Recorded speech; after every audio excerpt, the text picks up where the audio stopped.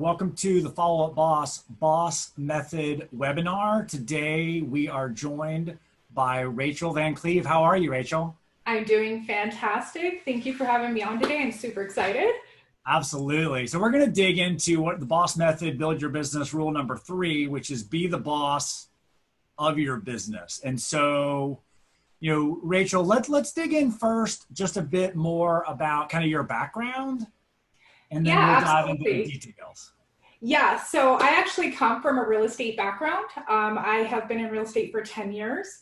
I've done everything from buying and selling to managing, individual investors' properties, to working with property management companies, to managing agents' businesses and marketing and their lead flow, on a smaller level. All kinds of facets of property management as well. So with Stratton specifically, though, I've done project management, property management, as well as being the lead coordinator. So I kind of have my hands in a few different pots in there. That's awesome. And that's obviously relevant to what we're going to dig into because you have worn a lot of those hats. So it makes it a little easier. I don't know if it's easier. It gives you perspective and empathy for what all the other roles are doing. For sure. That insight is invaluable. Awesome. Cool. I'm going to run a super quick poll just to see who's on. It's always, to me, really interesting to see. We want to make sure we give good info and just figure out, do we have more agents or team leads or whatnot. But we'll keep talking while the poll's going. If you guys could participate, that'd be awesome. But Rachel, why don't you tell us a little bit more? We had Pete on. It was a good while ago now. I guess it was 2 years ago or so, or 2 months ago or so. But why don't you tell us a little bit about how Stratton Group is structured as well, and then we'll start to move into your role. Absolutely. So here at Stratton, one of the things that we tend to do is have individual departments for all the things that a real estate agent would need, or even within the real estate industry. So we have like a property management division, we have a residential division, commercial, we have a transaction coordination division. We just launched our ISA division as well as our marketing division, and then segregated the lead coordination into one position as well. So when we do that, we allow everybody to everybody has a piece in that motor, right? Everybody's got their little gear. And if we're all doing what we're supposed to, then that motor is going to run more efficiently. It also allows our agents to kind of step back a little bit. We take a little bit of the load off of some of those tedious things, and they get to really just focus on their lead generating and converting from there on out. So we've had great success with that.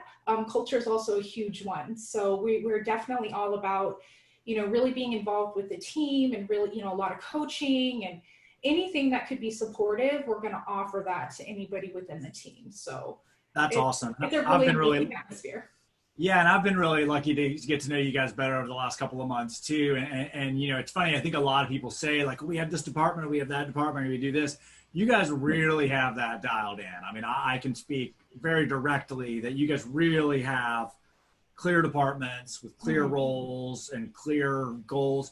Let's talk a little bit, I guess high level, we'll probably come into it more later. Let's talk a little bit about, and we've got mostly management and staff on today, which is awesome. So that's good. Our people.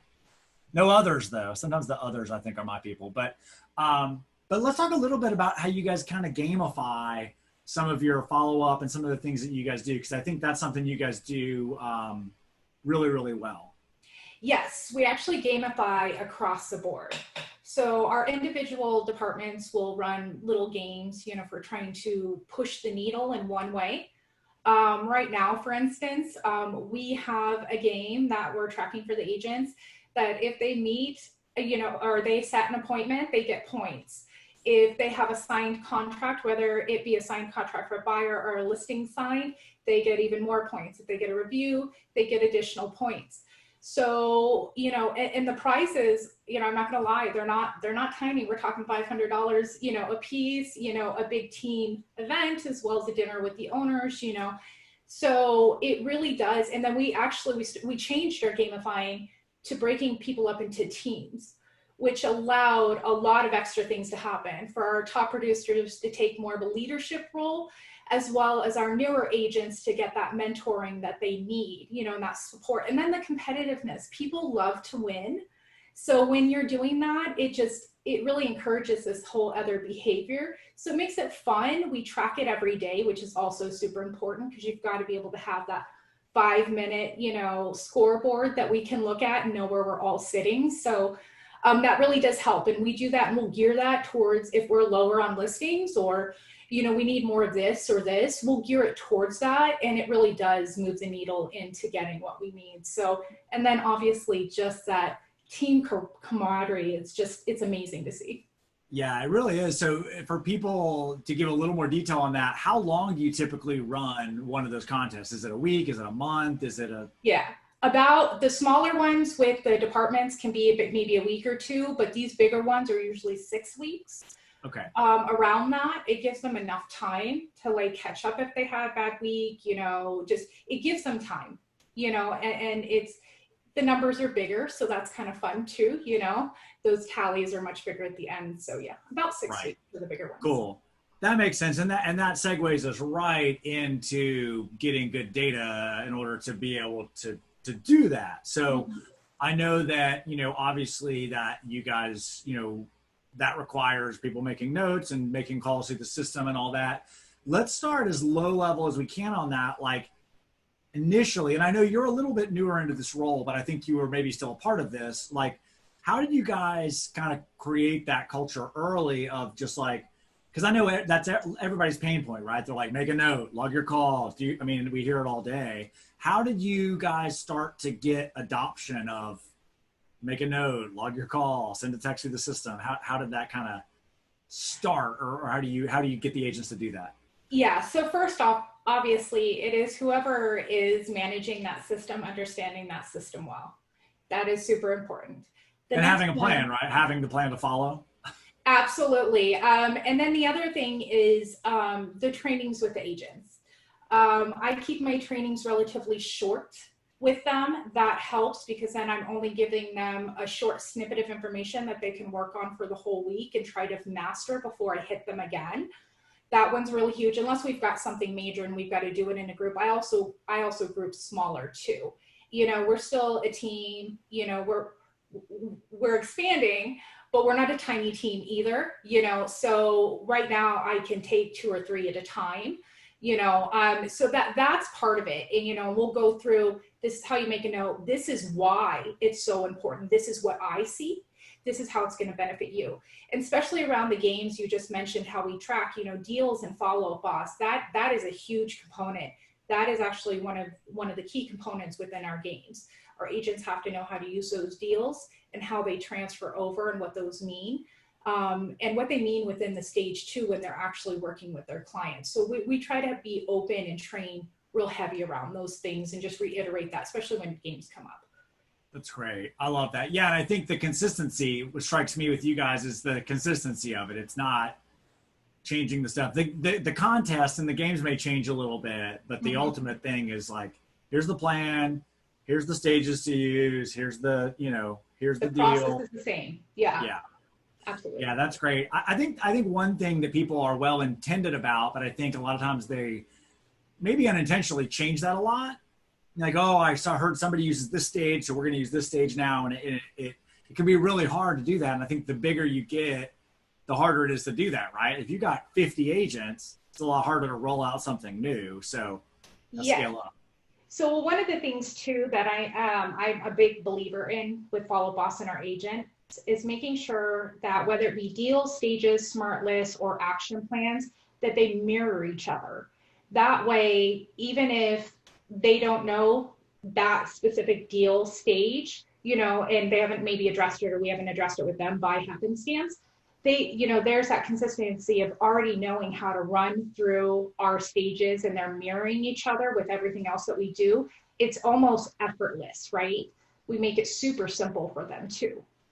Yeah, that's great. That's really cool. And it really, I don't think that could be overstated to people. It's not a super complicated thing. But let's dig a little more now specifically into your role, and I'd be willing to bet we'll have a lot of questions and all that. So like, first, what is your official title, and what does that mean? I guess my official title would be head of the lead coordination department. And what I really do is I handle the lead flow from the moment it comes in, and throughout all the stages. I also manage all of our different departments within Follow Up Boss. I do the training, any new implementations we have, any ideas, they all get structured. I handle all of that. And as well as all of Follow Up throughout Follow Up Boss. So Right. I am in that thing, doesn't matter ISA or agent, I'm hitting you. I'll rip through a list and hit everybody. Failed follow up, you're gonna get a message from me. So there's just, it's consistently having to go through and sift through that database in different, in different categories to make sure we're not missing anything. So right.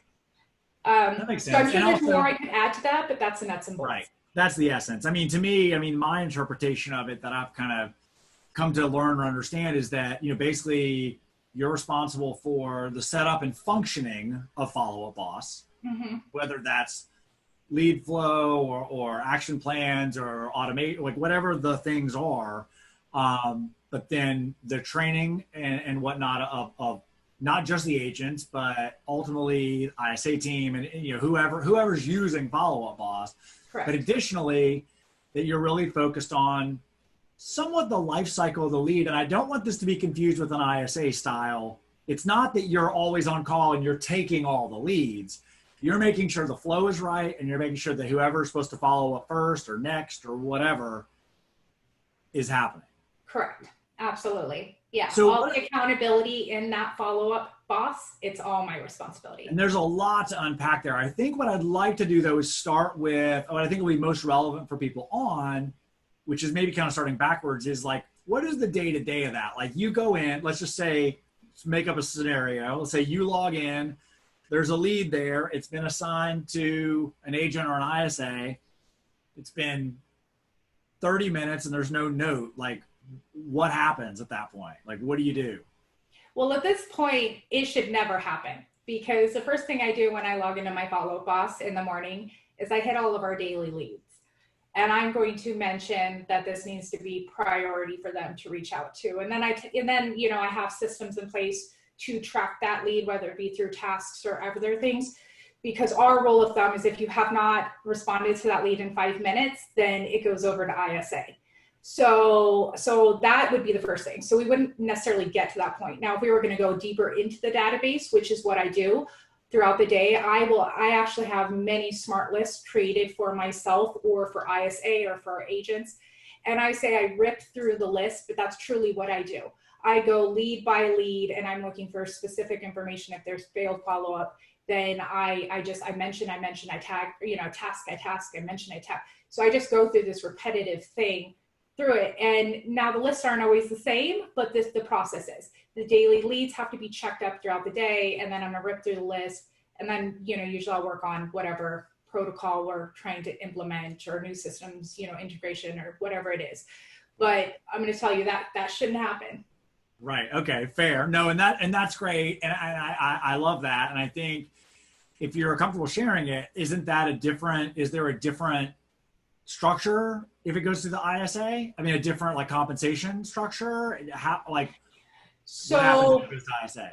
Yeah, so with the new leads coming in, our web leads specifically, whether they be Ylopo, Facebook, our branded website, wherever we're pulling them from, those are team leads. So if you're not going to respond to them in 5 minutes, you're not entitled to them. So they go over to ISA at that point. Now, if we have an agent who wants to give a lead, or an agent wants ISA calling on their leads, that's different. From there is a split.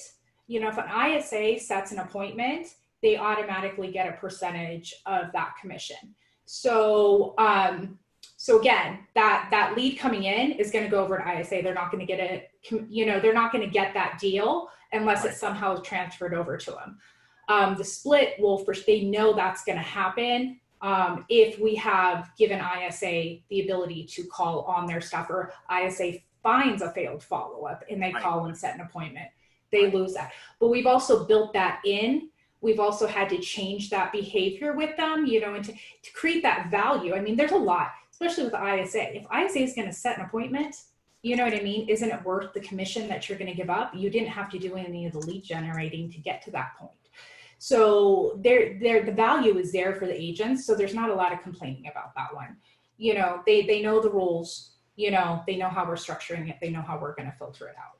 Right. That makes sense. So I love that because it's not a punishment per se, but it's kind of like, here's the expectation. If that expectation can't be met for whatever reason, as a company, we still need to serve that lead. And ultimately, we're either going to give it back to you or give it to the right person in the right area or whatever that is. But it's just a function of the way that things are at that point in time. And quite frankly, personally, I'm a big fan of the leads going to the agent initially. Because best case, right, is that they answer it, they know the area, they know the subdivision, I've sold in there before. That's your best case scenario. An ISA can never magically know all the things that an agent who's driving around showing property will know. And I think that's the hard thing with an ISA a lot of times is that if they don't have that knowledge or if they're overseas, they can't answer, you know, oh, well, that neighborhood typically does this, or yeah, there's a pool or whatever, you know, that's yeah, I love that. And then you're kind of okay, this person said it was going to be 6 months if they made a follow-up. It's been 6 months. Has anybody followed up? Is that some sort of accurate? Yes, that is definitely, when I say I rip your list, that is one of the things I will do. Just hypothetically, we have some of our lists for our agents categories from like A to D, and there's time frames within that. So like I ripped through our A category, which is 0 to 1 months. Anything over 3 weeks, you've already ran through the timeline. You know what I mean? That's a failed follow-up. So yeah, there is a lot of accountability with our agents, and they know, like I have this running joke with them. I'm like, if you don't want me in your inbox, follow up, boss. Right. It's that simple. So they know when I'm in the database actually ripping through lists, like they know. But it's also really exciting too, because they know that, you know, I'm vested in them. Like if I'm telling you to reach out to them, it's because there's something that's indicated that there's been some kind of failed follow-up. So the buy-in with them is good. They know that I'm not just sitting here trying to pick on them. Everybody gets the same thing. ISA gets hit the same way that our agents do, you know, it's just. And you're trying to help them close more business. I mean, you're not picking on them. You're literally like, let me give you more money. Yeah, let me do this. And, you know, the thing with agents too, you know, and after being an agent, sometimes we just get so busy, right? We've just got all these deals. We've got all these questions from, you know, buyers, sellers, you know, lenders, you know, whoever has their hands in the pot. Right. So sometimes it's easy for these things to just slip by. So that's our job as a lead coordinator, is to make sure that we're staying on that. So they do. And I'll be honest, I mean, they do what they're supposed to do. We have a bunch of amazing agents at Stratton. I couldn't be more thankful for the team that we have, because they are just fantastic. Yeah, they really have adopted the system. I mean, it's very, very impressive. You guys should all be commended for that. I mean, you guys have really done an amazing job with that. It's very, very, very well done. I don't think that could be overstated. The two quick things I want to answer, one quick question that we have, and there's two quick things that makes me think of. So number one, because you're kind of over all that and you're seeing the full process and leads and what they go through and how all that happens, I think that allows you to see opportunities where you can tweak with an action plan, or you could, after 3 months, most people fall off the planet, or, if we put these people with Raya, then they're going to convert. So you really have that global and tactical kind of view. So I think that's really fantastic. And I think, doesn't happen much in this business, and I think it should happen all the time. For sure. Yeah. Is there any examples you can speak to of that, of like an opportunity maybe that you've noticed because you're kind of in it all the time? Yeah, and we also have, you know, we're integrated in Have Lopo, so we also have this advantage. I call it eyes on our leads. But we have eyes on our leads. We've got all this background information and stuff. So if I have a system, I look at a lead, and there's certain places that I go quickly to gauge where that lead is sitting. So that particular activity, you know, if they fail to see it, I'm going to mention, because I don't want them to miss that opportunity for sure. Right. Yeah, that totally makes sense. So I think that kind of segues us into a question of, somebody asked, what labels or categories do you use, or what stages really? Yes. You speak a little bit to that. So first off, we actually have a complex list of stages, but we also have every department in there, including recruiting. And so I've kind of created a protocol for each one of them. But for residential specifically, we do categorize, like I said, there's lead, and then there's A through DE, which is a time frame in which they sit in. We don't have non-interested anymore. We have ISA lead. So if an agent is dictated, it's not interested, it goes over to ISA. And then we have things like Sphere, Farm, and active, listing, signed, and then active buyer. Those are about all that we have residential touch. Anything past that, from closed, active listing, in escrow, past, that's all for a department to handle. So we've simplified it for them, but it's usually lead, time frame, and then the specialty Sphere stuff that they might have. That's really great. So you kind of spoke to this earlier, but I'd like you to really give people a really, really clear understanding of what are the agents expected to do besides take the call or call them back or whatever, but stage wise, what are the agents expected to do in Follow Up Boss? What's the so let's just talk about a new lead. I think that would be the best way to go. So if we get a new lead in, or we have a lead that's assigned, at the stage is lead, they need to call and follow up to get where they need to find out the intention of the lead, right? And from that, they need to change the stage. The stage needs to reflect the intention. Then a follow-up task needs to be set. Let's hypothetically say the lead says, in 6 months, I'll be ready. That follow-up task needs to be for 5. They need to cut some time off of it. They need to follow up. They then need to go down and assign the appropriate action plan that fits them so that we can try to get that lead to engage within our database. But the other thing that we also have them do, regardless of if they've had contact or not, is to go, because we did a mass import into YLOBO for our buyers and sellers, they're instructed to go into the YLOBO portion of things and set that lead up, change their criteria, send push listings if it's a seller, set them up on, seller alerts and neighborhood searches. So we have a couple of systems to try to get the lead to engage in the event that they don't, but they need to be setting their tasks, the action plans. We have them call through Follow Up Boss, we prefer that because we can track that. But in the event that they don't, we need them to make a call, log a call. If they have a note, put a note in there. My rule though is if it's super specific to the client, like let's say there's a death in the family and they're gonna sell and they're looking but they're not ready, I want that information in background. So we kind of have a system for it. But yes, they come in, they call, text, email, set them up on a follow-up action plan, set them up on a follow-up task. It needs to be complete. They need to use that page for why it's intended to be there. Yeah, that's great. And that makes sense. And I want to also reiterate that earlier on, you said that you do one-on-ones with them. You guys have groups. Your contests are in small groups of different people at different times. So that you've really kind of got this a little more comprehensive. It's not just hey, make a note, add a, change the stage, ready, set, go. There's definitely a lot built around them knowing what to do. Well, and the thing about it too is we are in the people business. I don't care how you slice or dice it, you know what I mean? And each one of our agents is going to learn differently. They're going to, and especially with our veteran agents, now that we've done a lot of changes and stuff, what they need might be different from someone else. So I usually group together like that, but it allows me to get the point across, like I said, little mini sessions so that they can master them. But it does give me ability to tailor some things to them, or maybe, hey, I've noticed that you've been slacking a little bit on this, or it would increase your conversion if you did this, or did you know this, and this can happen if you do this, and this. So it really does. And then, the whole thing is we get everybody up to date. All of our newbies coming in, like they have been, will be trained on the new process, and it should be flawless. And all we're training on is just the new implementations that we've done, or updates or whatever like that. Right. For sure. And another really good question. I'm going to tackle some of these as we go because they're really relevant to right now, and I don't want to do them at the end. And feel free to drop questions in Q&A or in the chat, but I'm doing Q&A right now, and we'll keep moving as we also answer. Somebody asked about your smart lists, and I'd love to maybe kind of caveat.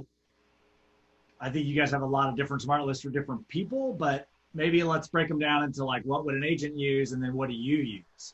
Yes, absolutely. So agent smart lists are literally labeled per the stages.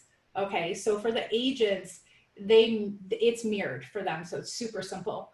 For the different departments, ISA has almost a duplicated version of that for themselves as well. And then their smart list, obviously are just for them.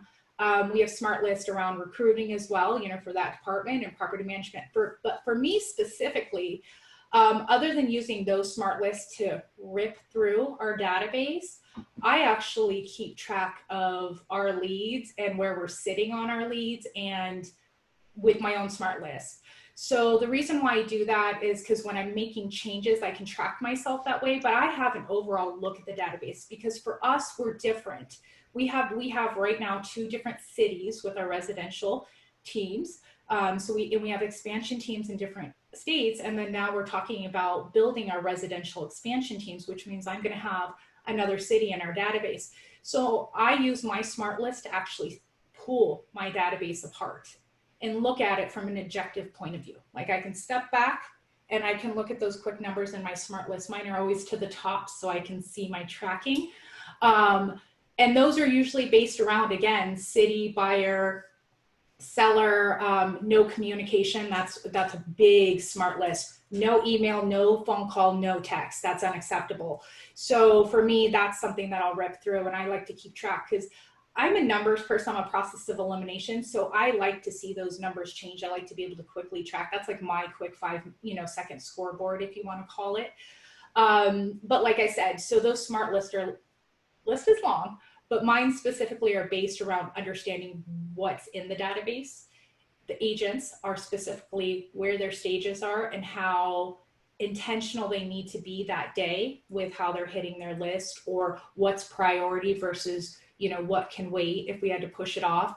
ISA is kind of set up the same way. The other departments are a little bit different because you're talking about transaction coordination and recruiting and property management. Those are kind of a little bit different. Right.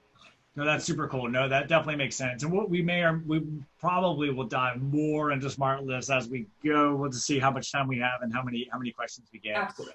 Somebody did ask real quick about finding smart lists on Volleyball. So in essence, when you go to the people screen or the people tab up top, there's some default ones that come with it that are like new lead, things like that. Mm-hmm. But you can also hit manage lists at the right-hand side and edit those so you can create your own. I would also get in trouble if I didn't mention the fact that there are some baked in best practice lists that you can preload. So definitely play around with that. I have a good video on smart lists that I'll drop into the Follow Up Boss group as well. So for people who are kind of newer to smart lists, we'll make sure that you guys get into that. And one more quick question, actually 2 more. Do you guys use any other AI or bots besides the Ylopo? Well, we use HomeBot as like another system, but Ylopo is really our AI. Aria right. With Ylopo, that she's a little star, that one. Yeah, that's great. All right, cool. And then one other quick question on what are some of the specific contests that you guys do? The one I just mentioned. We will also do like a FSBO one, right? The first person in the day to get a FSBO sign in the yard, is going to get $100. Nice. Or the first one to get a listing for the day, we'll get $100, and we'll run that for a week. So usually we'll chunk it down. Again, we're trying to move the needle, and agents that's their job, right? They're commission based. Their brain is to making the money. So when you put a little bit of bucks behind it, it allows us to shift a little bit and shift their mindset without lecturing. No one needs to lecture. We do it because there's benefit for all of us. Right. That definitely makes sense. So cool. Quick question. I'll actually just type in an answer. One thing I wanted to cover with you that I've noticed in just kind of getting to know you and how your system is set up is that this is definitely, I want to be clear. I feel like this is definitely more of a marathon mentality, right? This is not about like, you're going to get through you're going to power through, and you guys have a lot of people in your database, but this isn't about just like going as fast as possible. And I hit 1,000 leads today. I mean, at some level it is, but it's also important that you look at each one. Is this a seller? Is there a reason they haven't called? Is there a note? Is there something in the background? So can you talk a little bit about that? Yes, yes. So first off, I mean, there's a couple things that you can go do, especially if you're doing like a database cleanup or a start with your, existing database that you're bringing into Follow Up Boss. There's some initial things that you'll have to do that might take some time that you won't, hopefully if you build the processes around, won't need to be touched again. But the fact of the matter is Follow Up Boss is a management system. Our leads constantly need management. Our agents constantly need management. Things are always going to change, and we're going to have to build new protocols around it, or we're going to have to make new changes. We're going to have to adjust. We had COVID. We had to shift. That shifted how we used our database. We actually jumped back into our database and looked at 60,000 leads and said, wait a minute, we need to be picking out and bringing out these gems and these gold nuggets. There's just too much in there. So again, that stuff will always need to be done. So having a system in place to be able to constantly manage is key, but it is a repetitive position for sure. But there's so many ways to do it. There's so many ways to make it unique, to keep yourself a little bit more engaged while you're doing it. And you have to love numbers and processes of elimination. You really do. Right. No, that's funny because that's where I wanted to go next. And I think you, me and Megan can probably all relate to this because we're probably a little more this way in general. But, well, I'm sure people are thinking like, how do I get that? Like, I need this. How do I get this? Who is that? So like, what is that person? Like if somebody just said today, like, we want a Rachel or we want somebody who's going to do this, like, what would they maybe look for in that person?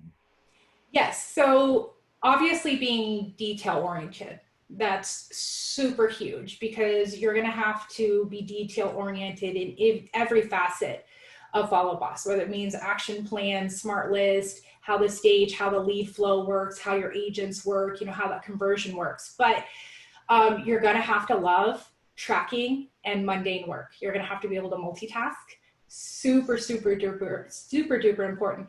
I'd have to say also having someone with some real estate experience would be super key in this position. And the reasoning for that is because it's insight that is invaluable, right? You know how that lead is supposed to work. You know how that conversion is supposed to feel. You know what the process looks like when you take a lead and you convert it to a close. That's super important because it's that knowledge-based insight that's going to come in and go, oh, okay, this makes sense, right? And it also, like, I put myself in that position all the time. Like, how would I feel? How would I want this to play out? So detail-oriented, has to be able to multitask, real estate background somehow, and have to be good with people, period.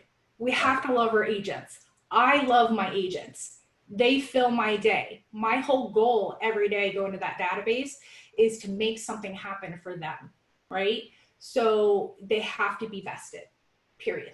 Yeah. They have to be good, people skills. All day long. That makes sense. But, like a team player who's detail oriented, who at the very worst has deep empathy. I mean, I agree with the real estate. I think there's at least two components of the real estate. I think number one is just simply, I don't know if respect is the right word, but just the idea that you have done it before. Like you have sat at an open house for 3 hours and nobody showed up until you turned the lights off, or that you've driven somebody around for 6 months and then they decided not to buy. Like you get that side of the business. Mm-hmm. And then also the flip side of just knowing the language, knowing the like, hey, did you do this? Or hey, did you put them on an MLS strip? Or hey, did you offer to get them over to a different agent? Or what, whatever that is. It's like having those solutions in your tool belt, so to speak. Which also means they need to be very analytical and have the ability to problem solve too, because that's going to come up. Right. And there's going to be issues and angry people at one point or another. Like we're lucky to have very minimal, but it's going to happen. So you're going to need to be able to quickly problem solve through that situation so you can rectify it and then build a process so that doesn't happen again. For sure. And I think one thing I want to dive into a little bit without getting too mushy about it. I think that the other thing I know about you guys is that you have really strong leadership that's really empowered you to do this. Like no one is like going, oh, hey, like you really own this lane. Nobody's like, oh, hey, you made 1,100 touches today, but you should have done 12. Like you're really allowed to own this lane. I think that's I think we'd be remiss if we didn't mention the fact that the leadership, the ownership of the company has really empowered you to do this and figure it out and to own this lane. I love that you brought this up because it's one of my favorite subjects to talk about is our ownership. Pete and Angie are the most amazing owners. They within our leadership positions, within our departments, they really do allow us the freedom to own it, but we also have a lot of different accountability that we are expected to uphold to, you know what I mean? Whether it be with an individual person, whether it be with meetings and things like that. And so we set our goals. We set the expectations and we follow it, right? So that's a big thing with especially within our admin. All of our admin are very strong individuals. They can shift very easily and flawlessly. And so it has been because of the trust that Angie and Pete have given us, like they've said to me before, like we don't hire for a position, we hire for the talent and the person, right? So if you're doing that and not necessarily the position, it allows us to have ownership of that position or any position that we're being asked to step into. So that is key. I mean, and Pete and Angie love us from the deepest bottom parts of their heart. And we know that, we feel it. They show that to us every day too, and then it makes, because they are like our mom and our dad in a way, because we are a family dynamic, we are excited to bring our achievements to them. And we also know it's okay to bring our failures or our mishaps to them as well, because their first thing is going to be like, okay, let's find a way to problem solve through this, right? There's not a lot of negativity within our company, I'll be honest. The first foremost thing is going to be like, okay, we got a problem. How are we going to solve it? You know what I mean? So each of us admin do that as well. So they allow us to truly own our positions. Right. Yeah, that's great. I think we'd be crazy to not mention that. I mean, it's really important that you do what you do, but I think it's also really important that you're given, clear responsibility, but it really is a high level responsibility, and then you're allowed to find your own solutions and best way to kind of do that. Absolutely. Internally. So I think that, that's really amazing. Somebody asked about tips for setting up lead rotation. So do they have to hit the other part of the question is that they have to hit certain metrics to stay on? How does all that work? And the answer to that is yes. Yes. Yes, all day long. So we actually have 2 different types of rotations. So now that we have an ISA department, you do, in order to get one of their set appointments, you have to be listing and buyer certified. For mine, web leads can sometimes be a little bit colder. They could be hot. They could be medium. They can be all these like middle ones. So for me, we have you're expected to have 10 conversations a day. Not 10 phone calls, 10 conversations over 5 minutes. Okay, so if you make those 10 conversations a day, that will keep you in lead rotation with me. We've been changing behaviors, so eventually I will add some more, but that's the main one, right? You have to have so many touches on a new lead in order to convert them. So we want those conversations to stay up. The more conversations you have, the more you're going to make sure that those new leads coming in are converted. So yes, there are metrics around that for sure. And they're not, you have to remember too, for us, Stratton's buying the leads. So if you want them, do the activities, because the activities, it's not like this big long list of things to do. They're very obtainable. Right. So do the activities, we give you the leads. Don't do the activities, you're not on lead rotation. It's just black and white. Right. And if you need help meeting those, come to us, and you've got a whole team of people that are willing to help you. I think that's the other thing that I think was implied, but I'm glad you said that straight up. That is the thing. It's not like somebody just doesn't make their calls, you take them off and then forget about them. You're supporting, you're figuring out, you're asking them, hey, what's wrong? Or, hey, are you out of town this week? You didn't make your calls, or whatever that is. But you guys are really proactive about that.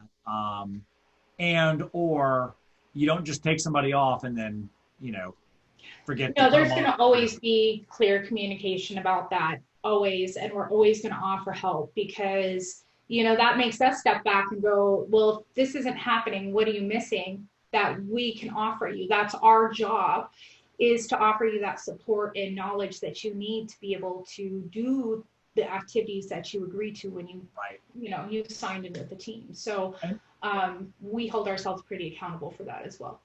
That's great. And then speaking of, like, what kind of internal communications, I want to talk about your meetings in a second, but what's kind of internal? Do you use a platform for that, or how do you guys kind of keep all this moving forward in the day-to-day?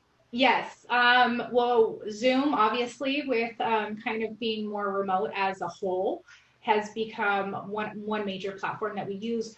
But we actually use Workplace within Facebook. We did use Click with like Zoho and that portion. But we actually use Facebook. So that Workplace within Facebook, we utilize that for everything. Every win you have goes on there. Everything that we do for you goes on there. If you have a loss, it can be placed on there, and you're going to give love and support.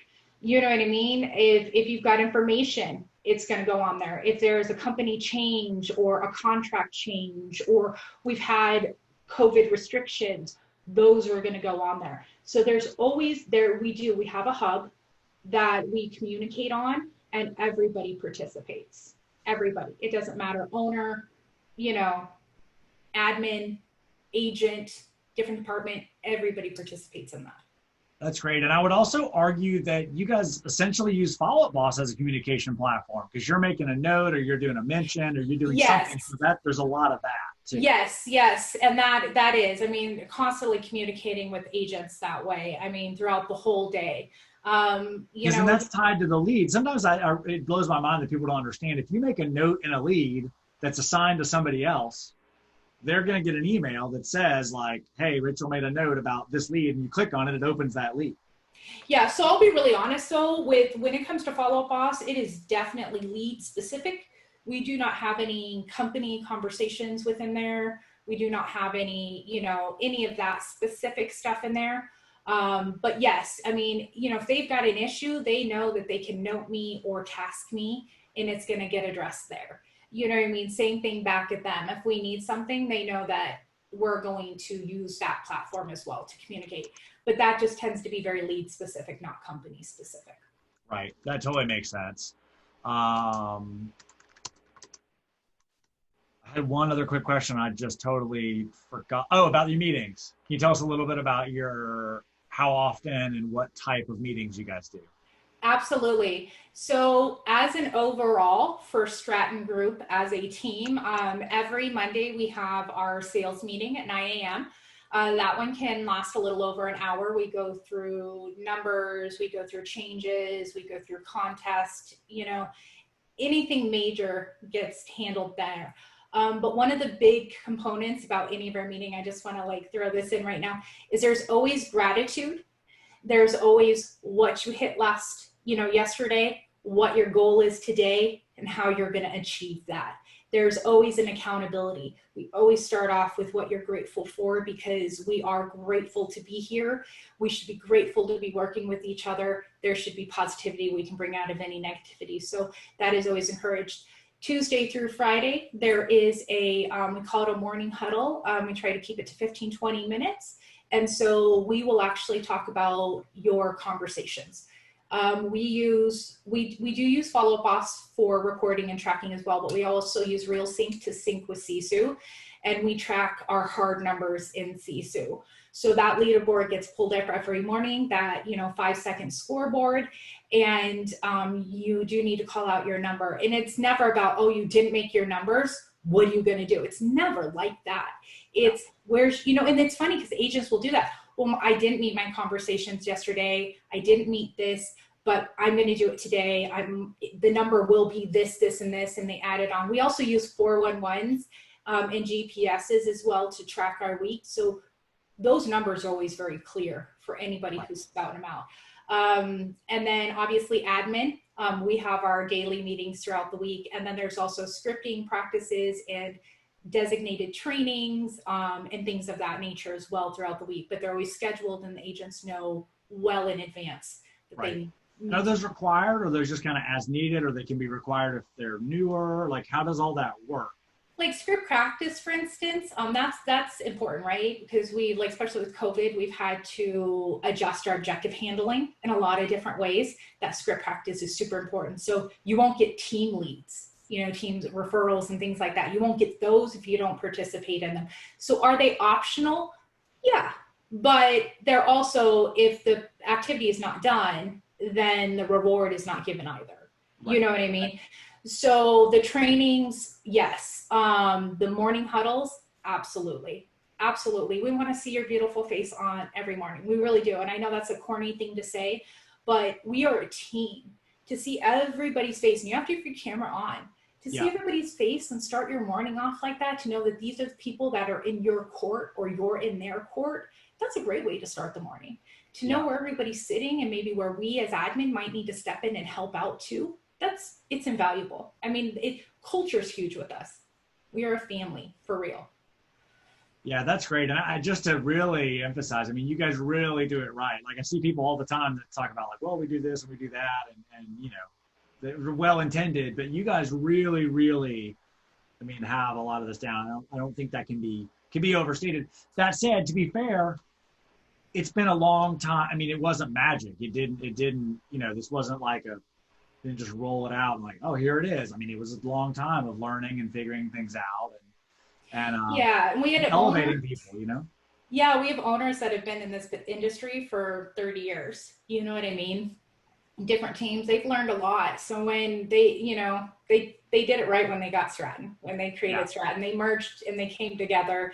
They did create something beautiful that we all get to be a part of. And I would encourage you guys to definitely check out Pete's Boss Method session. We'll try to include it. I don't send out the recordings technically, but we'll try to include it either in the recordings or I can drop it in the Facebook group or something. But I think that's a solid precursor to understand the business. And then that makes this all make even more sense. So I'd love for Megan to join us if possible. And if she's got some questions to ask or to manage that other people have asked, but Megan, come on down. Hey guys, I'll also share Pete's session here, so I'll link it. Oh yeah, great. And then I'll share it in my follow-up email as well. So much good stuff so far, Rachel. I would love to sort of get down to if a team is going to hire someone like you, or they have an existing admin who's going to take on sort of a hybrid role, what are sort of maybe the three things that person should start doing? Because I think you probably do so much and this has evolved over time, but I'd love to hear what you think's most important. I think that anybody who's going to start touching a database, the first thing they need to do is start to jump through the existing smart lists. Honestly, I know this sounds really weird, but one of the things that we wanted to do was find the nuggets. So the first thing that I did when I got to the database was to start looking at lack of communication and follow-up. So using my filters appropriately and sifting through things, play around with it. That would be number one. Don't make any major changes, but play around, see how you can see the database. That's huge, right? You need to be able to step back and chunk it down and kind of see it. Second would be to see how that lead flow works. How is your lead flow coming in? What is your rotation? What kind of follow-up will that require per your team standards per se? That one would be huge because you don't want to miss those. We don't want to miss our new leads. We don't want to miss being on top of them. The next thing that I would do is really define where your stages should be and your smart list and your action plans. And the reason for that is because your agents are going to need to be trained. They're going to need to understand the system, and you need to know how to guide them and where that database ends up getting chunked down into and how your agents are going to be using it. So those would be the three things. So play around and understand your database. Work through, all the new, oh my gosh, I'm getting all stuck. I'm getting all excited. Sorry. So yeah, work on the stages, the smart list, and the action plans, and understand those and start to get those worked on and so forth. So, I mean, there's so many things to do. It's hard to pick just a few, but those would be my top three. That totally makes sense. And I think it's super helpful. So here's another question, because this comes up for me a lot. when there's somebody who's sort of in charge of going through those lists and that accountability piece, when you're seeing that the follow-up isn't happening and you're mentioning, you know, agents and notes, I'd love to hear sort of how you structure that, because I think that's like a missing piece for a lot of folks probably on here. For sure. So just like we all know that text and emails can sometimes not transfer over right? So I am a little bit careful about how I mention them and what I'm going to say next. I do copy and paste when I rip through, just so you know. But let's say I'm going through failed follow-ups, for instance. My message will be, really? No communication on this one? You should probably call this one, smiley face. I'll just rip through and do that. Or like, let's say, for instance, Friday I went through a category and I had mentioned that anything 3 weeks, you know, no communication for 3 weeks or more, that they ate their timeline up. So it was like they're staged A, but, you know, there's been failed follow-up, please reassign their stage, call the lead, get their attention, reassign the thing. So there is a little happy message, and then there's what I need them to do. Same thing with my tasks as well. If I need to give them a specific task, there will be some kind of love with it, because no, it doesn't feel good. I know it can't feel good on their end if I rip through a list and someone happens to be heavy and they get 40 emails from me, right? So I don't want it to feel that way. And I do have that communication with them too. If it feels harsh, come to me. You know what I mean? Let's talk about why I did that, or they'll email me back. Well, why is this? Well, this, and this. So I do give clarification if there is an issue, but nice task. I think you talked about this earlier too, but you are trying to be helpful. And I think that message probably comes through, right? This is like potential money left on the table. So all with good intention, but I think it's really important how you craft that message. So thanks for that one. Do you have any nuggets of wisdom in terms of like going through this process, you know, starting this role, like things that you learned, you know, mistakes you made maybe, and how you've changed your process over time?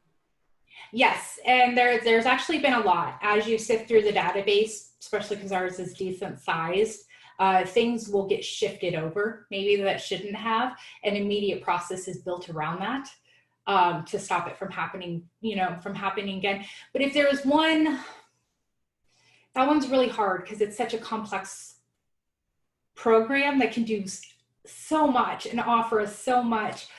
Gosh. I'm just thinking about all the things that it can do. Wisdom is really just understanding your database. I mean, you really, like, honestly, if there is one thing, you just need to be able to step back and look at where it's really sitting. You really need to chunk it down into places, whether it be buyer, seller, city versus city, active versus not, you know, failed follow-up versus this. And that's where your smart lists are going to come into place. I think just really understanding the database, you know, and that is playing around with it too. You really just need to go in there, play around with it, see don't make any major changes if you don't know what you're going to do, you know, how to do it yet, but play around. You'll learn a lot from that. If there's a problem that comes up, address it. You know what I mean? Address it, build a process so it doesn't happen again. That's where you're going to learn the most, honestly, is when issues happen. You can sit here and build processes all day long, but it's usually when situations happen that you have to step back and go, oh, wait, now we need to look at this. Now we need to make sure this doesn't happen moving forward, and it's smoother, you know, in the future. So that would be my wisdom, my little 2 cents.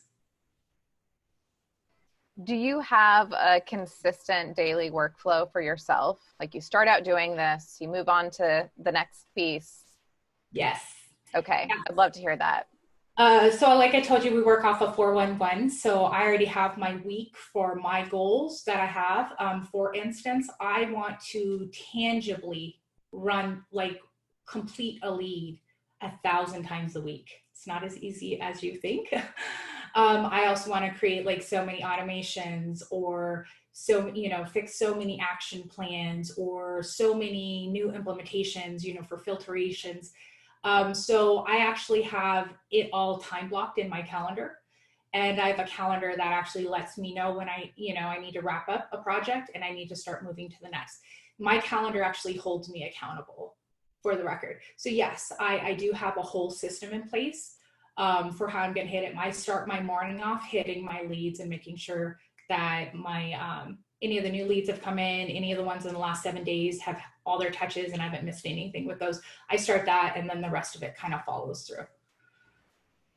I mean, I can share my calendar with you if you want to see, or my 411. I have no problem with that, giving that to you. So maybe they can see how my day is chunked out for sure. I have no problem sharing that with you. It's just, it's complex. I mean, I have videos, I have trainings, I have all these things. So it's all in my calendar. That dictates how I'm going to run through, and it's consistent every day, every week.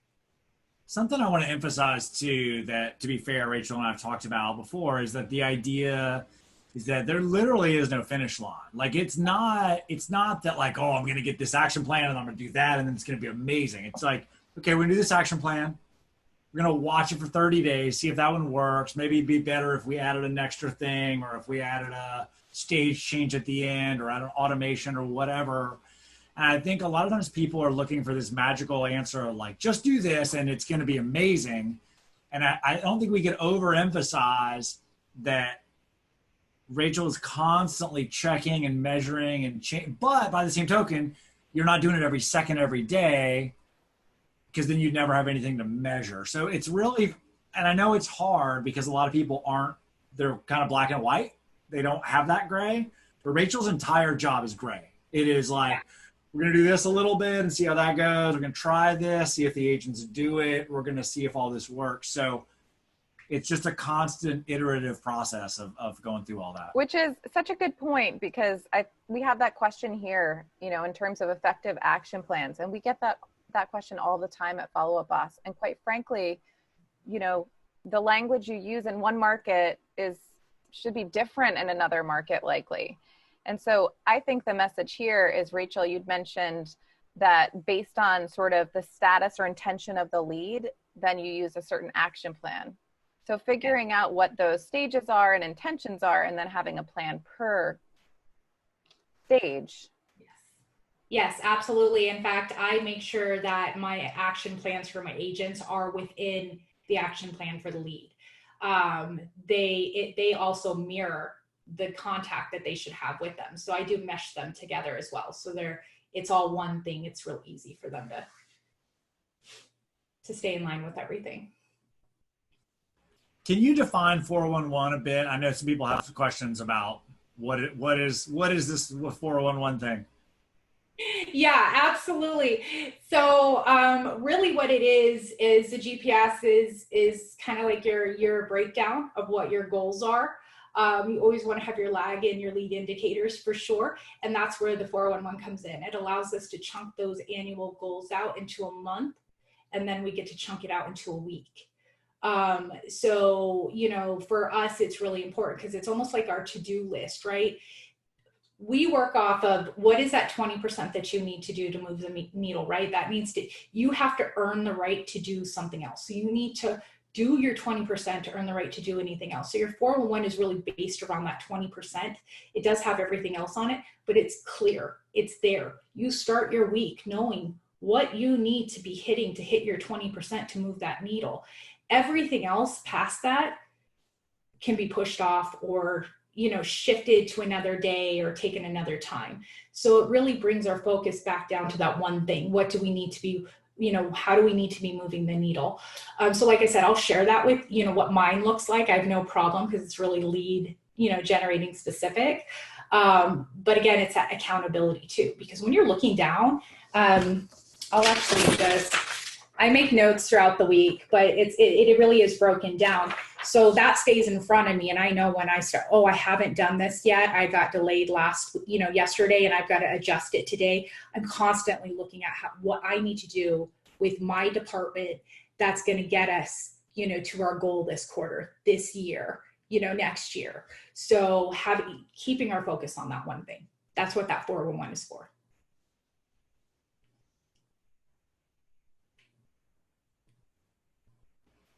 I think Pete talked about that a bit too, right, Lee? I don't know if he used the term, 411, but he talked a lot about sort of how your team structures goals and thinks about them. Their goals. They physically wear their goals. They have a bracelet type thing that's got their team goals and where they are with that and breaking it down. And it's funny because it's traditional business planning and it's not,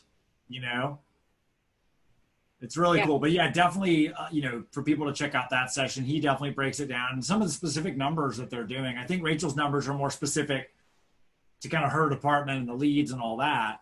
But still, as an entire company, they've got a lot of those, and they're broken down. And everyone's clear about the company goal. It's actually been set as a company, so you know what I mean. So there's clarity around that as well. That really helps. We're all working towards the same goal.